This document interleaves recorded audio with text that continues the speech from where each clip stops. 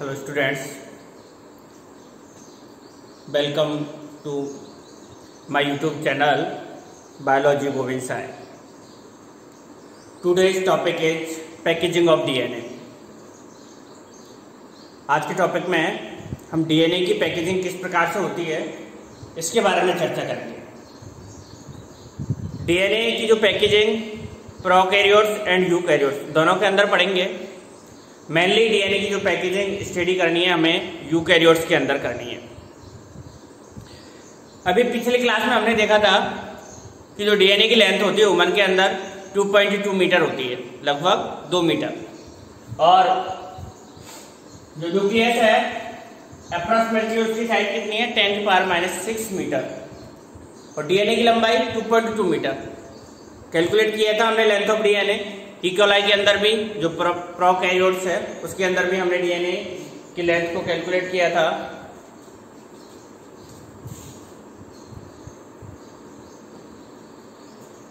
तो इतना लंबा डीएनए किस प्रकार से पैक्ड होगा न्यूक्लियस के अंदर वो हम डिस्कशन करेंगे। DNA is packed in the nucleus and the typical size of nucleus approximately 10⁻⁻6 metre. Prokaryotes के अंदर आप जानते हैं कि जो प्रोकैरियोट्स रहते हैं उनके अंदर वेल डिफाइंड न्यूक्लियस नहीं पाया जाता है, यानी न्यूक्लियर मेम्ब्रेन नहीं पाई जाती है, न्यूक्लियस नहीं पाया जाता है। जो उसका जेनेटिक मटेरियल रहता है वो इसके तरह बिखरा रहता है। इकोलाई यूकैरियोट्स का एग्जांपल नहीं है, प्रोकैरियोट्स का है ना।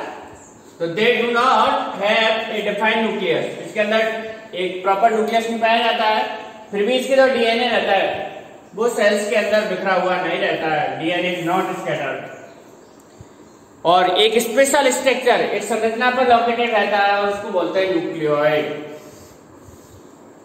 ये टर्म आप लोगों को अच्छे से लर्न रखनी है कि जो प्रोकैरियोट्स रहते हैं उनके अंदर न्यूक्लियस एब्सेंट रहता है और जेनेटिक मटेरियल जहां पर लोकेटेड रहता है उस प्लेस को या जेनेटिक मटेरियल है उसका क्या कहलाता है, न्यूक्लियोइड।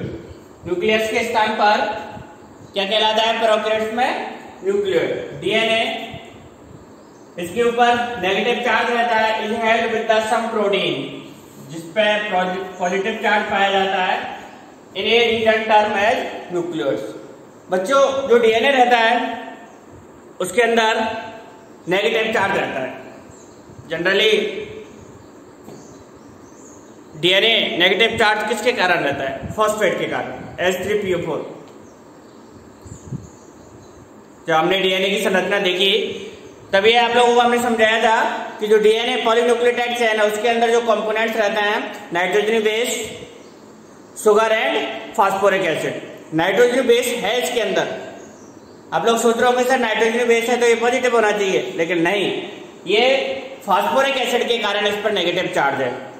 तो इसलिए जो डीएनए रहता है पॉजिटिवली चार्ज ना होकर के उस पर कौन सा चार्ज पाया जाता है, नेगेटिव चार्ज पाया जाता है, और इसके साथ में जो कंबाइंड जुड़ने वाली जो प्रोटीन होती है उस पर पॉजिटिव चार्ज रहता है, और दोनों मिलकर के जो स्ट्रक्चर बनाती है उसको बोलते हैं न्यूक्लियोइड, क्योंकि दोनों का अपोजिट चार्ज हो गया, डीएनए नेगेटिव और protein positive. DNA is nucleoid is organised in a large loop held by protein. तो प्रोकैरियोट सेल के अंदर जो डीएनए रहता है वो प्रोटीन के साथ कंबाइंड रहता है और लूप का निर्माण करता है। डीएनए पढ़ेंगे अब हम प्रोकैरियोट्स के अंदर। प्रोकैरियोट्स के अंदर पढ़ लिया, तो नेक्स्ट पढ़ेंगे यूकैरियोट्स के अंदर। यूकैरियोट्स के अंदर जो डीएनए की पैकिंग है वो किस प्रकार से होती है, क्योंकि आप लोगों को पता है कि डीएनए जो पाया जाता है वो क्रोमोसोम्स क्रोमेटिन के रूप में पाया जाता है।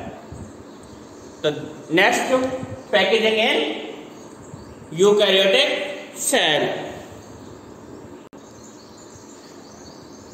डीएनए की यूकैरियोट्स के अंदर पैकेजिंग हम इस मॉडल की सहायता से समझेंगे, न्यूक्लियोसोम मॉडल। यूकैरियोट्स के अंदर जो डीएनए रहता है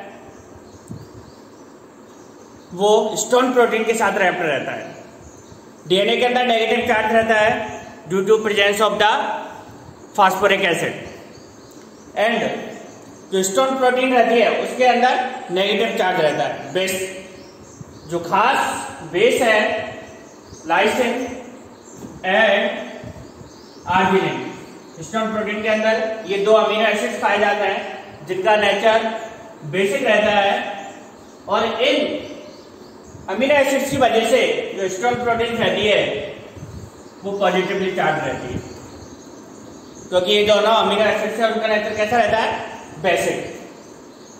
तो डीएनए नेगेटिव चार्ज और हिस्टोन प्रोटीन क्या है, पॉजिटिव चार्ज।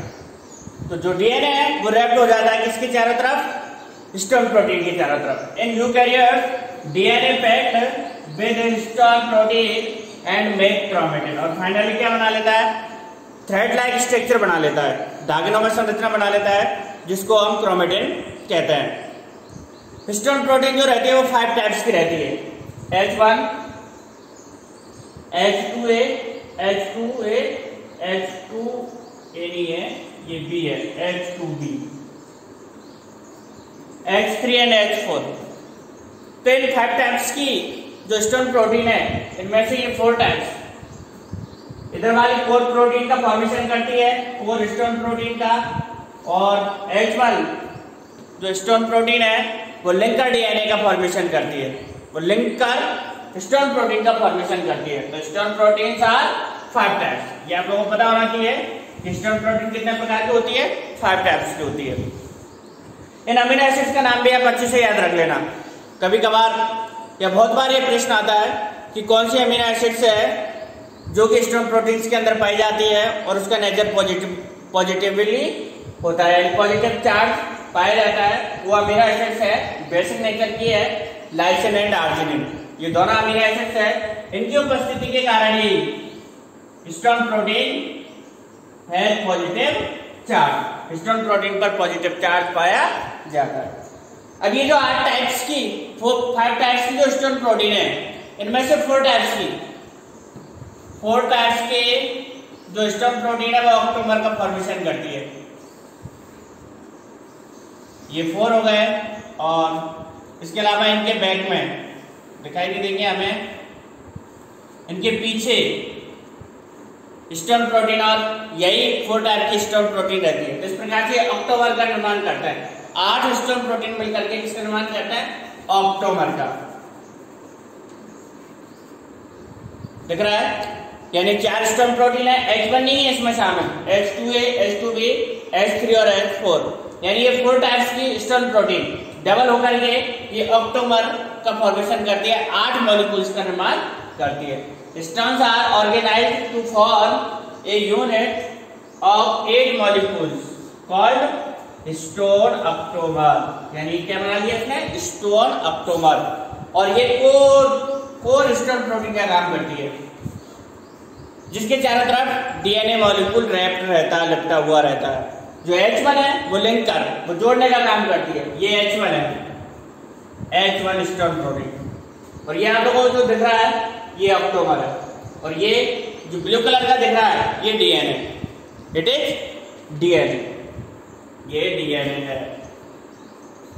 तो ये डीएनए मॉलिक्यूल्स किसके चारों तरफ रैप्ड है, कोर हिस्टोन प्रोटीन के चारों तरफ रैप्ड है, और H1 जो हिस्टोन प्रोटीन है इसको ज्वाइंट करने का काम कर रही है, इसको बांधने का काम कर रही है, लिंक करने का काम कर रही है। तो ये लिंकर हिस्टोन प्रोटीन है और ये कोर हिस्टोन प्रोटीन है। तो जब डीएनए मॉलिक्यूल्स हिस्टोन प्रोटीन के साथ रैप्ड हो जाता है तो ये संरचना कहलाती है न्यूक्लियोसोम। ये ऑक्टोमर है, यही वाला है ना, मैंने इसको हटा दिया है। The negatively charged DNA is wrapped around the positively charged histone octomer to form a structure called nucleosome। ये स्ट्रक्चर न्यूक्लियोसोम है। देखिएगा ये ऑक्टोमर है, मैं इसको सिंपल अभी मैंने गोल गोल बनाए थे, मैं इसको सिंपल इस प्रकार से बना देता हूँ। यही चित्र है, देखो किस प्रकार से बना है। ये ऑक्टोमर है, कोर हिस्टोन प्रोटीन है जिसके अंदर 8 हिस्टोन मॉलिक्यूल्स है, और इनके चारों तरफ ये डीएनए रैप्ड रहता है इस प्रकार से। ये डीएनए रैप्ड है,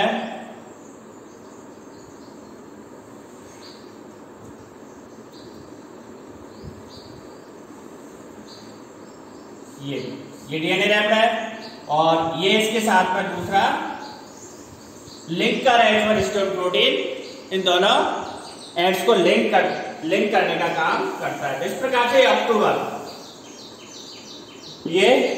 जो हिस्टोन प्रोटीन है इसकी चारों तरफ डीएनए रैप्ड रहता है और H1 हिस्टोन प्रोटीन को लिंक करने का काम करता है और पॉजिटिवली चार्ज हिस्टोन प्रोटीन के चारों तरफ नेगेटिवली चार्ज डीएनए रैप्ड हो जाता है, लिपट जाता है और ये जो संरचना बनाता है उसको बोलते हैं nucleosome. It is nucleosome structure है, यानी अभी जो डीएनए लंबा था काफी है ना, वो रैप्ड हो गया इसकी तरफ चारों तरफ और इस डीएनए के अंदर ये न्यूक्लियोसोम के अंदर एक टिपिकल न्यूक्लियोसोम के अंदर जो न्यूक्लियो बेस पेयर्स का जो नंबर है वो 200 बेस पेयर्स होते हैं। न्यूक्लियोसोम का फॉर्मेशन हो गया। आगे ये जो न्यूक्लियोसोम है आगे जाकर के क्रोमेटिन का फॉर्मेशन करते हैं। जब हम इसकी संरचना को इलेक्ट्रॉन माइक्रोस्कोप के अंदर देखते हैं, ये रिपीटेड, मैं यहां बता देता हूं, ये रिपीटेड बहुत सारी इस प्रकार की संरचना बनाता है न्यूक्लियोसोम। ये थ्रेड लाइक स्ट्रक्चर और इस पर ये डीएनए के ऊपर ये न्यूक्लियोसोम इस प्रकार से, ये न्यूक्लियोसोम है बीड्स ऑन स्ट्रिंग, इस प्रकार से दिखाई देता है, बीड्स ऑन स्ट्रिंग।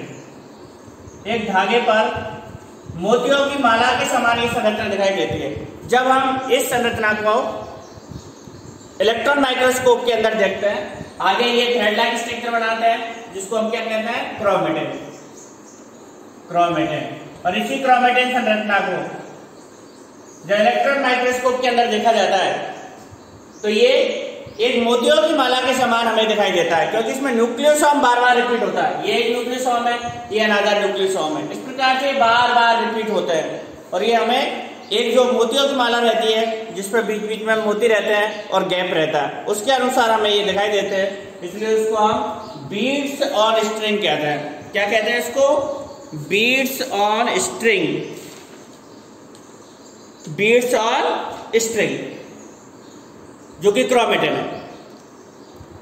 फर्दर यही क्रोमेटिन, इसको मैं मिटा देता हूं स्ट्रक्चर को, क्योंकि इधर बनाऊंगा तो जगह कम रहेगी।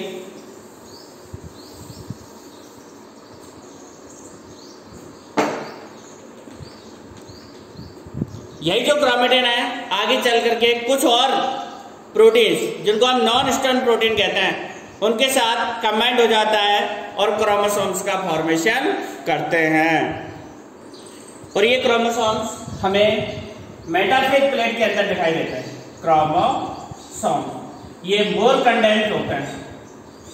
अभी ये जो क्रोमेटिन दिखाई दे रहा है ये थ्रेड लाइक स्ट्रक्चर है, लेकिन इन्हीं क्रोमेटिन्स के साथ में जब ये सेल डिवीजन होता है तो ये अधिक कंडेंस हो जाते हैं और उस कंडेंस्ड क्रोमेटिन को ये हम क्या कहते हैं, क्रोमोसोम। अब इन क्रोमेटिन के साथ में जो हमारी न्यूक्लियोसोम स्ट्रक्चर थी जिसको अभी हमने बनाया था, उस न्यूक्लियोसोम के साथ में कुछ नॉन हिस्टोन प्रोटीन भी ऐड हो जाते हैं, जैसे मैंने बताया था ना अभी। और एक स्ट्रक्चर और बनती है जिसको हम सोलेनॉइड कहते हैं, हालांकि उसका वर्णन आपकी बुक्स के अंदर नहीं है उसका नाम, फिर भी आप लोग नाम तो रख ही लो। यानी जो क्रोमेटिन्स है या न्यूक्लियोसोम है, न्यूक्लियोसोम इसके साथ नॉन हिस्टोन प्रोटीन और ऐड हो जाती है और ये कहलाते हैं सोलेनॉइड। और ये सोलेनॉइड आगे जाकर के, यानी ये क्रोमेटिन है और क्रोमेटिन जब कंडेंस होता है तो वो किसमें बदल जाता है, क्रोमोसोम्स के अंदर। और क्रोमोसोम्स हमें मेटाफेज अवस्था के अंदर दिखाई देते हैं।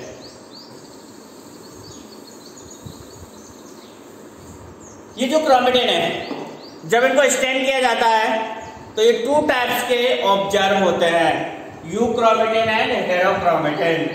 यानी chromatins are 2 types, chromatins are 2 types, euchromatin and हेटेरोक्रोमेटिन।